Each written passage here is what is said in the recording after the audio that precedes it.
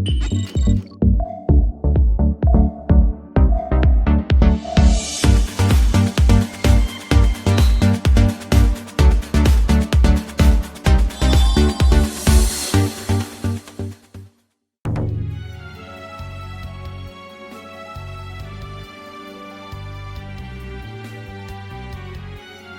んにちは、かなおです。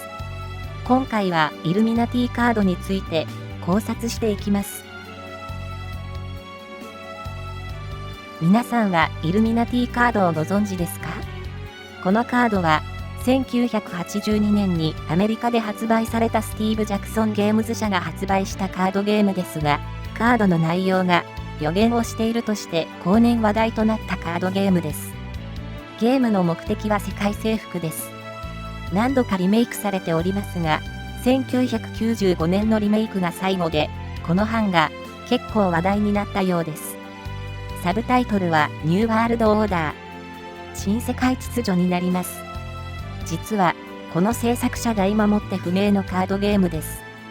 スティーブ・ジャクソン・ゲームズ社のスティーブ・ジャクソンが制作したのかと思いきや違うらしく、制作者として名前が挙がっていた人物にヒアリングしたら、名前を貸しただけで作っていないと回答したようです。リメイク版については、社長のスティーブ・ジャクソンも制作に携わっているようですけど、じゃあ誰？という話で止まっているようです。なかなかに神秘的な要素を兼ね備えております。ぜひ、腕利きのジャーナリストの人に取材していただきたい感じですけど、NHK なんか金が余っているんだから、国民に還元しないなら、こういうの取材すればいいのにと思いますけど。その予言が大きく取り上げられたのが、2001年の米国同時多発テロです。この時、このカードが話題になりました。まずは、ビルが爆発しているカードから、絵柄が非常に似ているのと、カードの名前がテロリストヌークとなっています。意味は、テロリストの核兵器という意味となります。1993年には、このビルの地下で爆破事件が起きており、それをヒントに、1995年のリメイク時に追加された可能性があるので、絵柄は似ていますけど、飛行機が書いてないので、地下の爆発を地上階に持ってきただけなのかもしれません。タイトルにある核攻撃なら、こんな程度の爆発では済まないので、何かちぐはぐですね。次に、同じく、同時多発テロの標的になり、旅客機が突入したとされるペンタゴンです。カード名はそのままでペンタゴン。ペンタゴンとは、米国防総省の建物の別称です。どうです？煙が出ている場所が違いますけど、似ていますね。この同時多発テロを受けて、イルミナティカードが注目され、このカードを詳しく調べる人たちが現れると、他にも予言していたと思われるカードが見つかります。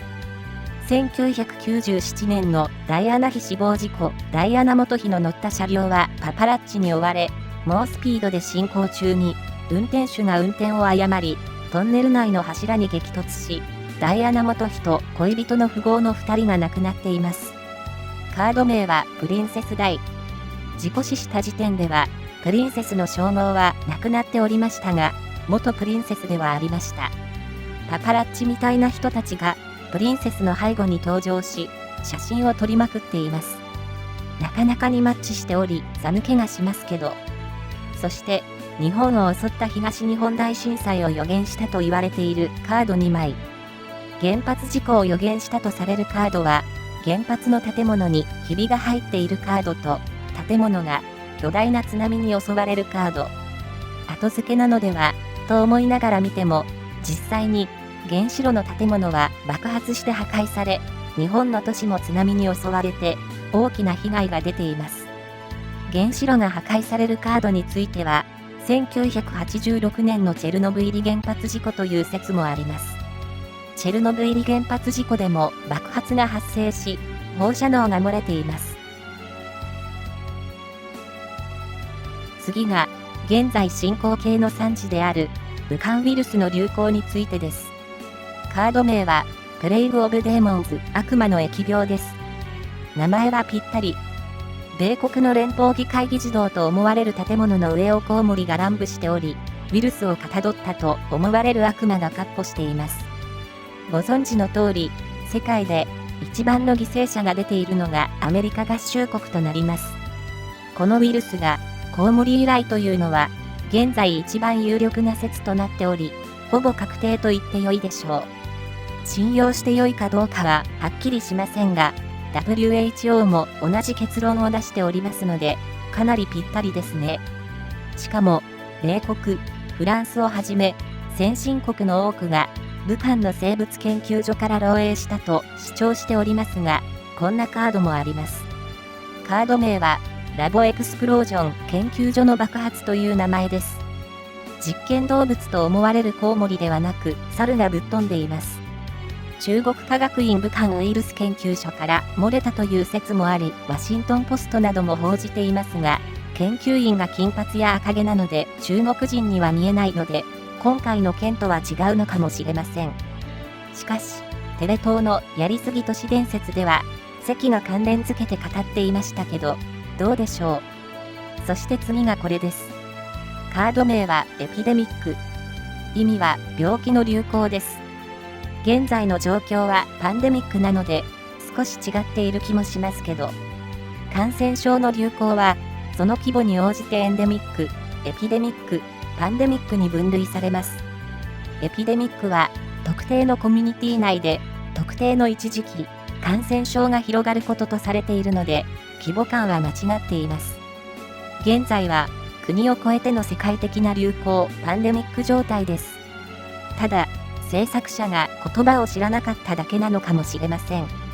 80年代、90年代はアウトブレイクという言葉は割に知っている人も多かったようですし、著作もヒットし映画にもなりました。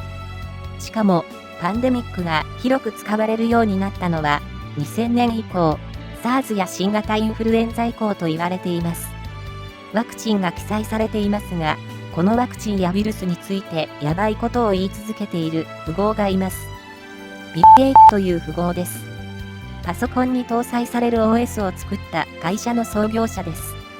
この人は二酸化炭素を減らすためには人口を減らさないといけないと言っており、ワクチンを使って人口を減らせるとまで2015年に講演で演説しています。割に堂々と喋っているので、正しいことを言っていると思っているようです。CO2 の量は人口の数というような計算式まで披露しています。なかなか堂々とやっています。お金があると何でもできるのですね。殺人予告に近い気がするのですけど、気のせいでしょうか。この人が先日、日本に来て、期待外れの総理であるガースーと会談していましたが、何を話していたんでしょうね。ファイザーのワクチンのお話でないと良いのですけど、YouTube に動画があります。気になる人はコメント欄上に URL を記載しておきますのでご覧ください。また、人類削減計画といえば、この写真のガイドストーンが有名ですが、この碑文には人口は5億人に抑制すると記載されており、バラ十字団との関連、すなわち秘密結社との関連が指摘されています。この碑文の建設を依頼した人物は、偽名であることは判明しており、偽名で R.C. クリスチャンと名乗っています。バラ十字団の創始者はクリスチャン・ローゼンクロイツです。先ほどの偽名と被りますね。イルミナティカードの制作者との関連とか調べると何か見つかるかもしれませんよ。ビル・ゲイツとの関連も浮かび上がるかも。そして今のアメリカを象徴するようなカードがこれ。ホワイトハウスの前に金網を設置して兵士が立っています。カードの名前はマーシャル・ロー。意味は戒厳令になります。しかし、米国では戒厳令は敷かれておらず、安全のために州兵が動員されたということになっています。ので、現時点では正しいとは言い切れないですし、ホワイトハウスは金網より頑丈そうな壁が完成しており、ホワイトハウスの向かい側には監視用の建物も建てられたようなので、戒厳令というより要塞化しているのでしょう。絵柄は似ていますが、内容は違っています。これから起きるのかもしれないですけどね。バイデンが大統領になってから異例ずくめで、閣僚もまだ6名しか任命できていないようですし、大統領専用機にも乗っていないですからね。本当に大統領になったのかという疑惑もあります。そしてトランプ大統領らしい人物もこのカードに登場します。顔が大変似ているのでトランプ大統領のことだと思います。カードの名前はEnough is Enough、意味はもうたくさんだとかいい加減にしろという意味ですが、カードの下に書いてある文章がちと問題です。いつ何時にどこにいようが狙撃兵はお前を落とすことができると書いてあるようです。暗殺を意味しているという解釈もあるようですが、私は暗殺というより脅迫を意味していると思います。もう十分だろう。これ以上は何もするな。狙撃兵が狙っているよ。と。もし、これが現実に当てはまるとすれば、トランプ大統領は十分だと思っておらず、次の選挙での返り咲きを目指しているようなので、命の危険があるでしょう。最後になりますけど、このカードには、ゴールというカードがあります。これがまた、なんとも意味深なカード4枚です。1枚目が、アップアゲンストザウォール、壁に向かってとか壁に手をつけ。これは、人の形が壁に焼き付いており、周囲は廃墟になっており、放射能マークも地表に置いてあります。どうやら核攻撃を受けた町だと思われます。これがゴールって何かずんと黒い影が心に入ってくるような嫌な感じです。そして黒い先の尖ったビルがあるのですが、これが横浜のインターコンチネンタルだという説もあるようです。そうなると横浜ということになりますね。さらに嫌な感じです。2枚目がポピュレーションリダクション。人口削減という意味になります。人口を減らすのがゴールって1枚目同様に黒さしか感じません。ワクチンを使った人口削減に触れましたが、これがこのカードの目的なのでしょう。次がサイエンスキャンノットリムーブオブザゴッズ。科学は神々を取り除くことはできません。つまり最後は神の怒りに触れ原始生活に戻るということでしょうか。UFO も乗っているので神イコール宇宙人なんでしょうか。これもゴールのようです。最後の1枚がブラインデッドバイサイエンス。科学に目がくらんでいるという意味になります。科学に頼りすぎて大切なものを忘れていないかいという意味なんでしょうか。このカードだけは何か唯一黒さを感じなかったです。私だけでしょうか。今回はイルミナティカードを考察してみました。カナオは予言、予知というより計画、予告なんだろうと思いました。予言しているのではなく計画し実行しているのだとするとかなり大掛かりな組織でしょうね。皆さんはどう思いましたか？